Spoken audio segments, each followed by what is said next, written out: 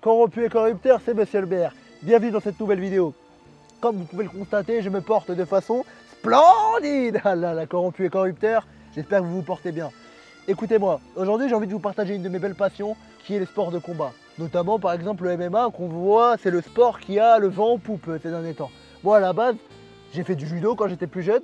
Tu vois, tout ce qui est Ippon Senage, Jigoro Kano, kimono, judogi, tout ça. Et évidemment, j'ai fait de la boxe anglaise. Et moi, un de mes boxeurs préférés, il y en a deux boxeurs que j'adore. Je vais te sortir des boxeurs ancienne génération. Il y a évidemment Mohamed Ali, vous ne le voyez pas, mais la coque de mon téléphone, c'est Mohamed Ali quand il met la raclée à Foreman. Moi, j'adore Thomas Hearns. Il est grand, sa manière de bouger. Son combat contre Roberto Duran, c'est un classique. Le double jab au corps qu'il lui met et le crochet du droit qui l'assomme, il le fait tomber. Il fait passer Roberto Duran pour une vulgaire serpillière, tu vois, alors que le mec, il faisait partie des 4 fantastiques de la boxe anglaise de l'époque. Et il y a évidemment qui? Marvin Hagler. Est-ce qu'on a déjà vu un puncher aussi incroyable que Marvin Hagler? Je sais pas. Le mec, il avait cette rapidité, cette force. Il faisait partie du coup des 4 fantastiques de l'époque et c'est incroyable. Il y a plein de combats qui sont exceptionnels que je vous conseille. Je vous conseille d'abord une chaîne si vous aimez bien les belles histoires, ou même pas forcément les belles, hein, mais les histoires autour par exemple de la boxe anglaise. Une chaîne incroyable, Boxing Academy. Tu la connais peut-être toi derrière l'écran, je sais que tu es un mordu de sport de combat aussi. Exceptionnel. J'ai redécouvert beaucoup d'histoires à travers cette chaîne. Donc toi, t'aimes plus la boxe technique ou les punchers? Tu vois, c'est deux styles différents un peu, tu vois. Bah justement, moi j'aime bien l'équilibre entre les deux, tu vois. Ouais. D'ailleurs, il y a le combat, mes deux boxeurs préférés, presque Thomas Hearns et Marvin Hagler. Ils ont fait un round, je crois que c'est le round le plus sauvage, gros, de l'histoire de la boxe anglaise. C'est incroyable. Et c'est un mélange entre technique et agressivité et bagarre en fait.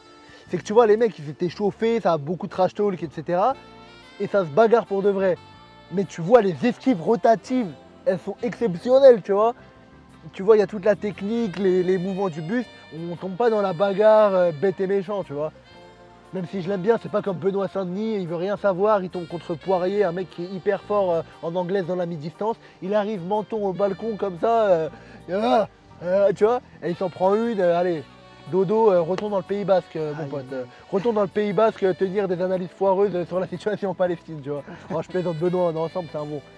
Moi, je suis de la boxe anglaise, donc forcément, le côté technique, je l'apprécie. Tout est dans l'agilité, dans la souplesse, dans le transfert de poids. Je trouve ça exceptionnel. Et contrairement, je veux pas dire que le MMA c'est pas technique, non, c'est très technique. Mais tu sais, le MMA, quand en anglaise t'as plus d'issue, hop, tu peux aller prendre les jambes de ton adversaire, tu peux tenter autre chose, tu peux aussi lancer des jambes. L'anglaise, t'as que tes points comme seule issue. Après, il y a différents styles. La garde à la Mayweather comme ça, qui se protège plutôt de son épaule, et qui utilise le rebond de l'arrière pour revenir. T'as plutôt la garde classique. Moi je suis plus dans un délire assez classique, aller parasiter mon adversaire avec le bras avant. Moi je me rappelle quand j'étais plus jeune, quand je faisais de la boxe anglaise au Boxing Beat à Aubervilliers, avec Saïd Benadjem notamment, excellent coach très reconnu. Il nous disait ça, mettez votre bras avant, parasitez l'adversaire, servez-vous beaucoup du jab et comme ça va lui obstruer, enfin lui boucher la vue, j'ai pas le mot exact. Et en même temps là vous pouvez envoyer votre bras arrière, utiliser votre souplesse, vos genoux. Et moi je viens de la boxe anglaise et je pense que c'est mon sport préféré. Et moi j'ai pris un réel pied à suivre la boxe anglaise aux Jeux Olympiques. Que ce soit les parcours des Français, Amina Vidani, Bilal Benama, Sofiane Oumia là, qui à l'heure où on parle il va jouer la finale olympique. Hâte de voir ce qu'il va donner. Il a déjà été très très fort en prenant la médaille d'argent à Rio en 2016. J'avais suivi notamment le parcours de Tony Yoka et Estelle Mosselli, c'est incroyable. La France on a des beaux talents de boxe. On a un pays sport hein, malgré tout. Et on est un pays de sport de combat aussi. Hein. Le MMA, ça fait 30 ans quand même qu'il y en a dans notre pays. Alors certes, il a été reconnu que très récemment. Mais à la base, oui, ok, ça en faisait dans des caves et on appelait ça du free fight. Mais on est un pays de sport de combat, on est un pays de karaté, de judo. Il y a la boxe française, la savate, qui est un sport français, n'est-ce pas? Qui a ses propres techniques de pied. C'est quoi, on appelle comment le calf kick au MMA? On appelle ça un chasse et jambes avant en boxe française. Et c'est des techniques qui existent déjà et qui existeront encore parce qu'elles sont intemporelles et qu'elles ont fait leurs preuves. Excuse-moi, tu me disais quoi, Mohamed Ali? Oh non, on a des grandes légendes quand même en France. Hein. On a le Marcel Cerdan. Les gars, Marcel Cerdan, on s'en rend pas compte. C'est pas juste un nom sur des arrêts de bus. Tu vois ce que je veux dire?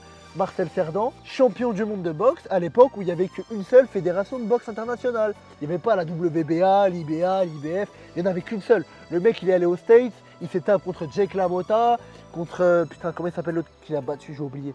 Il y a Georges Carpentier aussi. Tu sais, on est un pays de boxe, on a des grandes légendes, tu fais bien de le dire. Le Banner, Ngannou dans le MMA. Tout à fait. Jérôme Le Banner, tout à fait. Francis. Aujourd'hui, tu as Champion du monde des poids lourds de l'UFC quand même. Et un champion qui a défendu sa ceinture. Cyril Gane aussi, qui a eu dans une moindre mesure, mais qui a quand même obtenu une ceinture intérimaire. Le bon gamin. Le bon gamin, oui.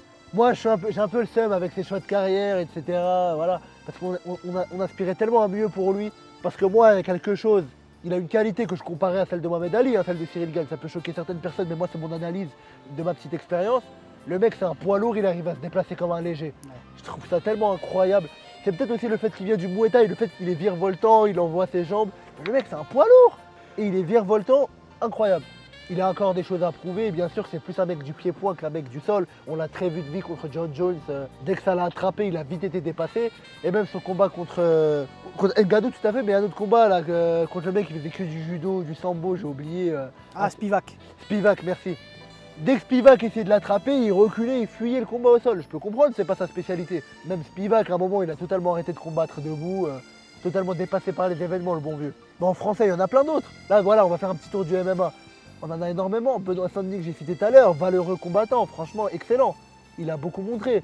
C'est pas sa défaite contre Dustin Poirier, légende de l'UFC, qui va effacer tout le crédit qu'on peut lui donner. Non, je pense tant mieux, il va apprendre des choses de ça et Daniel Warin avait raison. Hein.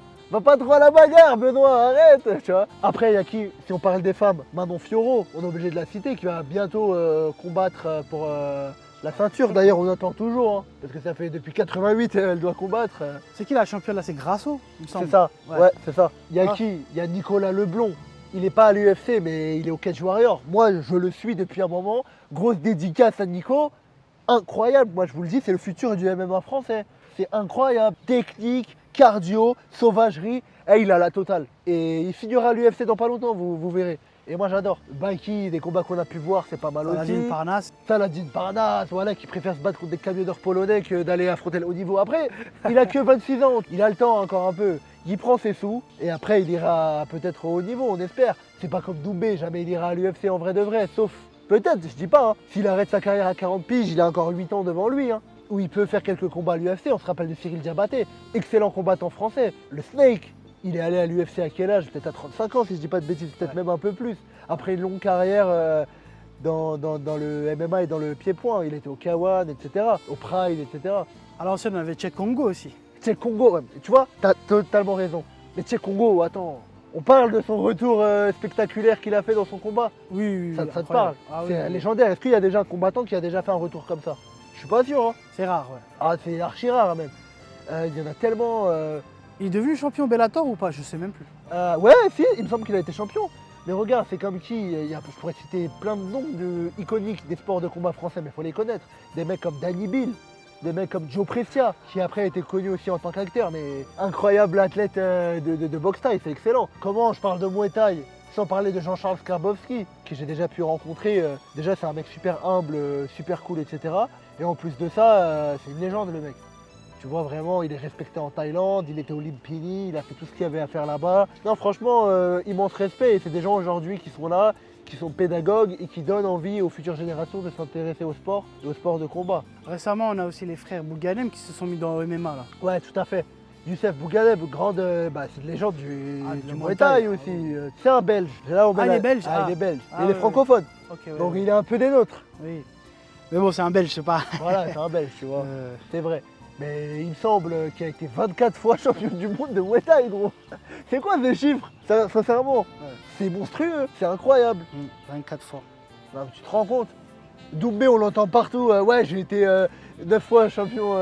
Bon, après, j'avoue, c'était au Glory, mais bon, quand même. Oh, je te cache pas que si on fait un combat Doumbé-Bouganem, je pense quand même que Doumbé il va l'emporter. Hein. Tu crois? Pour moi, ça joue. Hein. Ah, pour moi, ça se tape. Hein. Si on prend l'état actuel des deux, Doumbé il est quand même mieux conservé que Ah ouais, c'est même Bouganem, on pourrait regarder, il a combien de combats à son actif? 280. T'as capté ou pas? Et 280 quoi? Professionnel. Hein. Voilà, Ouais, ouais. en professionnel. En C'est un mec qui amateur, doit il doit avoir plus le de double, presque quoi. 200 combats amateurs. Tu vois, c'est une dinguerie. Les gens s'en rendent pas compte. Et que ce mec a encore un cerveau en bon état, il arrive à parler, je trouve ça exceptionnel. Dans son petit frère qui s'est battu contre Cyril Gane aussi au Glory. Non, au Glory ou en Muay Thai en tout cas. Ah, j'ai pas vu. Ouais. Mais non. Cyril Gane, il l'a gagné, mais. Ah bah Ils se c'est sont quoi, battus. j'avais même pas vu ça, bah tu sais quoi, je regarde... Et pourquoi j'aime les sports de combat? Bon, alors déjà d'où on vient, on aime la bagarre, tu vois. Je suis algérien d'origine, on a le sang chaud. Mais pourquoi les sports de combat? Pourquoi les sports? Pourquoi je vais pas à Châtelet me battre contre des gens, j'ai envie de te dire? Parce que dans les sports de combat, t'apprends une certaine discipline. T'apprends la rigueur, de l'entraînement, t'apprends le respect de ton adversaire. C'est ça qui est beau dans les sports de combat. Ou dans le MMA, tu vois, c'est un sport de combat, mais je veux dire, pendant 25 minutes, tu peux te battre contre un débile mental en face, vous envoyez que des lourdes, mais à la fin, ça s'embrasse et ça se serre dans les bras. Parce que tu as le respect pour ton adversaire qui est entré dans la cage, qui a surpassé sa peur et qui te respecte à ta juste valeur en se battant contre toi. Ça veut dire qu'il t'estime. Tu vois, ça c'est des choses que tu peux comprendre que uniquement en ayant un peu combattu. Bah toi, pourquoi t'aimes les sports de combat derrière la caméra? Moi déjà je suis vachement impressionné par la résistance de ces gaillards là. Et moi surtout les sports de combat en public, avec des gros publics. Le fait de faire abstraction de la pression, le regard des autres, etc. Parce que se prendre un KO devant 12 000, 13 000 personnes, c'est pas facile non plus, quoi, tu vois. Moi, ce qui m'impressionne le plus dans les sports de combat, c'est la force de caractère, en fait, quoi. Le fait de ne pas se laisser submerger par ce qu'il y a à l'extérieur du ring ou de la cage. Hein, tu vois, tu rentres dans une cage. Déjà, le mot la cage, bon, un C'est les- ring, c'est un peu le même principe, hein, mais là, la cage, vraiment, t'as du grillage. Tu sais, c'est comme dans Spider-Man 1, quand Peter Parker, il se bat contre le mec, je vais te détruire. Tu vois, il ferme la porte avec un cadenas. T'es dans la cage, mon pote. Ouais. C'est que entre vous deux. Et c'est uniquement le plus fort des deux qui en sortira. Il y en a qui voient ça de manière un peu malsaine, en se disant ouais c'est de la violence. Tu sais quoi, c'est des gens qui connaissent rien. Parce que c'est pas de la bagarre, c'est sport de combat, c'est du sport, tu vois les mecs c'est de la technique. Et pourquoi moi j'adore, c'est réussir à garder son sang-froid. Tu vois, c'est réussir à dominer ses émotions.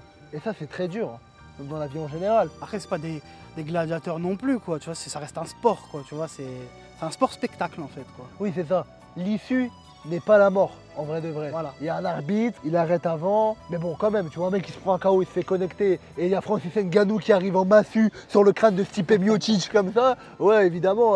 T'as peur pour lui, quoi. Ouais, t'as peur un peu pour lui, c'est normal, tu vois, déjà le mec tu vois qui répond pas, erreur 404, en plus il se prend un coup de massue venu tout droit du Cameroun, alors évidemment, vu le trajet, ça fait mal quand il tombe. Bah, évidemment, le MMA on suit, j'ai oublié de parler de plusieurs combattants, c'est normal, hein, j'ai pas tout le monde en tête, mais William Gomis, Fares Viam, Yanis Gemouri, Azael Adjouj qui lui est au Bellator. Et il y en a plein d'autres encore. Hein. La France, on est un vrai vivier. Hein. Et les gens s'en rendent pas compte. Ah, on a parlé beaucoup de sports de combat de percussion. Ben, on a Teddy Riner par exemple dans la projection, tu vois. Incroyable. Quand j'étais petit, je faisais du judo et je trouvais ça un peu nul. Faut le savoir, mon grand-père, il est 4e dan de karaté. Bon, c'est quand même un sport de percussion. Et on regardait beaucoup la boxe à la télé. Et moi, je faisais du judo, je comprenais pas qu'on s'envoyait pas des patates. Mais aujourd'hui que je suis adulte, je comprends le judo, c'est incroyable. Se servir de la force de l'adversaire pour le faire tomber. C'est un sport d'intelligence de fou en vrai. Tu vois, c'est incroyable. Et Teddy Riner, mais légende incontestée. Là, il a encore posé ses couilles sur le japonais. Tu te rends compte que la fédération japonaise de judo, quand ils ont appris que Teddy Riner allait affronter le japonais, le mec il s'est chié dessus. Putain, le Japon c'est le pays du judo, c'est le pays des samouraïs, tu te rends compte ou pas? Mais ça prouve bien à quel point on est un pays de sport, dans le sens où on a réussi à surpasser certains pays dans la pratique même de leur sport. Je sais pas, la boxe anglaise, ça fait longtemps que c'est plus les Anglais, hein. Sauf si je me trompe. Hein. Ouais. Bah, il y a encore beaucoup d'anglais, Joshua, Fury, etc. Mais, Ouais, quand même, c'est vrai. mais c'est, oui, les États-Unis, et puis le monde entier en fait, la boxe. Voilà, après les États-Unis, c'est vrai, c'est des anglo-saxons. Oui. Donc c'est quand même différent, t'as raison. Mais par exemple, la France, on est bien présent. Il y a des Italiens qui se débrouillent pas mal. Les tu vois. Ukrainiens. Les Ukrainiens, c'est vrai. Et ouais, c'est pas des pédales comme Zelensky, hein. C'est des bonhommes comme Usyk, Lomachenko, les Klitschko. Bah, déjà, ça fait 4 champions là. Ah mais tu vois ou pas, Ah, bah oui. Lomachenko, c'est peut-être mon préféré des 4. Incroyable. J'aurais tellement aimé le voir un jour se taper contre... Putain, comment il s'appelle? Contre Gervonta Davis. Tu vois, Gervonta, moi j'aime bien cet athlète. Tu vois, mais vas-y, fin de carrière, moi c'est compliqué. Et ça aurait plus de sens vraiment de les faire combattre. On a les Mexicains aussi. Les Mexicains, les Cubains, putain, Cuba, Les Cubains, ouais. c'est eux qui dominent le monde amateur en boxe. Hein. Ouais. Mais leur style, il est incroyable. Ils dansent que dans la danse. Je suis pas trop fan, mais beaucoup, des fois, les bras relâchés le long du corps, que dans la souplesse, dans le relâchement, tu vois. Et c'est incroyable. Allez, c'est très esthétique leur manière de boxer. Toi qui es derrière la caméra, t'es bien branché. C'est quoi les prochains gros combats qu'on a? La Pereira, c'est comment? Pereira, il me semble que. Bah déjà, là, elle est dans une sauce là. Donc on va voir. Qu'est-ce qu'il a fait encore? Non, c'est pas de sa fin. La présomption pour l'instant, quoi, tu vois. Mais apparemment, il y a une personne qui l'accuse d'avoir mis sa main un peu là où il fallait pas, on va dire, quoi, tu vois. Ah ouais. Est-ce que ça a eu un impact sur sa carrière à l'UFC? Bah, en fait, on va voir, c'est à voir, en fait, justement. Ah ouais, ok. À voir comment la justice va traiter cette affaire, en fait, s'il s'avère que c'est juste une énième personne qui ment, ou si ça s'avère réel ou pas, en fait, quoi, tu vois. Mais du coup, ça risque d'impacter sa carrière si jamais il s'avère que c'est la vérité. Là pour l'instant il est champion. Pour l'instant, il est champion, ouais. Et poids mi-lourd. Mi-lourd, c'est ça. Après là, le combat qu'il a fait contre Prochaska, il lui a éteint la lumière. Ah oui, mais C'était le deuxième. C'était le deuxième. Le premier, il était un petit peu serré, mais il a quand même éteint. Mais là, il a montré de la suprématie, là. C'est un mec qui a une puissance de frappe incroyable. Ouais, Mais on voit quand même toujours ses défauts au niveau de...